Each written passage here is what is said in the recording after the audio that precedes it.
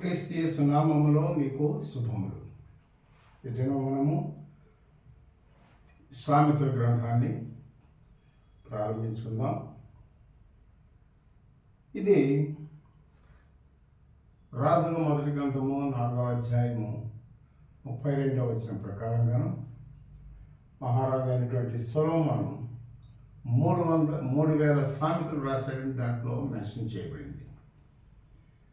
వీటిలో ప్రధానంగా మనం చూస్తే ఎక్కువ భాగం ఆయన రాసినవే అయినా 26 నుంచి హిజ్కియా ఆయన సేవకులు సేకరించి కలెక్ట్ చేసి పెట్టారంతే. అయితే స్థూలంగా అన్నీ సొలొమోను రాసినవే. అగూరు రాశాడు ఒక అధ్యాయము.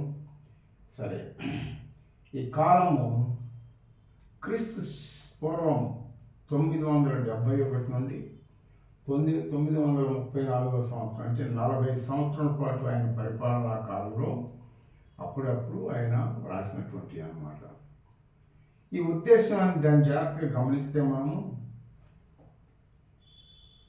అరణ్యం అనే లోకంలో మనం యాత్ర చేస్తున్నాం.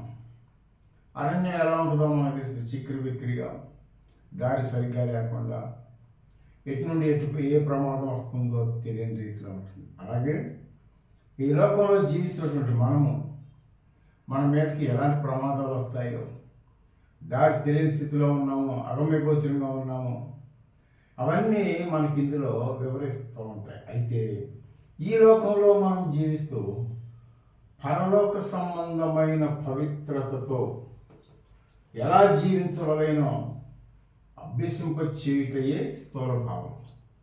దేవుడి సామెతలు సొలొమోను ద్వారా వ్రాయించడం కారణం ఏమిటంటే మనం ఎలాగా పవిత్రతతో జీవించాలి, ఈ లోకంలోని చెడ్డది ఏంటి మరి వెంటనే వివరిస్తాడు ఆయన.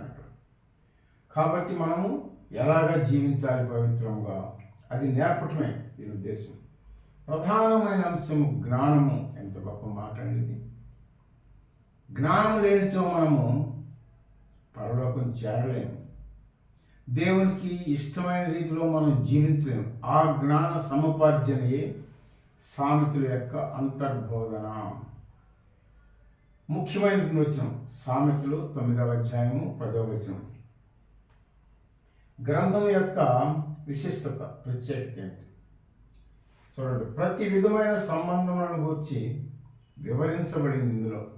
సామాజికమైనటువంటి విషయములు, పరలోక సంబంధమైన విషయాలు అన్నీ వివరించబడ్డాయి.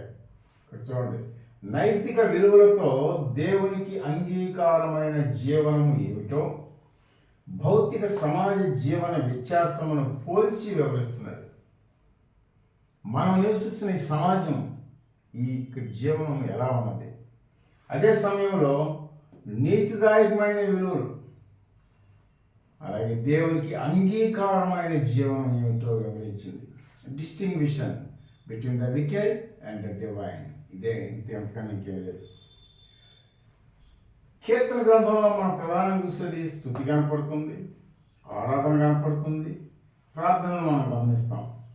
అయితే ఇందులో ఇహలోక ప్రవర్తన విషయమై హెచ్చరికలతో కూడిన సందేశం చూస్తాం. ఇందులో మనం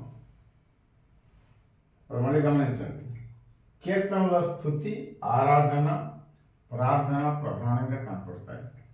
అయితే ఇందులో ఈ లోక సంబంధమైన ప్రవర్తన విషయమై హెచ్చరికలు ఇచ్చాడు, హెచ్చరికలతో కొన్ని ఉపదేశం ఇచ్చాడు. ఇందులో అన్నీ ఒక్క మాటలో మనం చెప్పాలంటే, we can see in this book the school of divinity and the school of wickedness.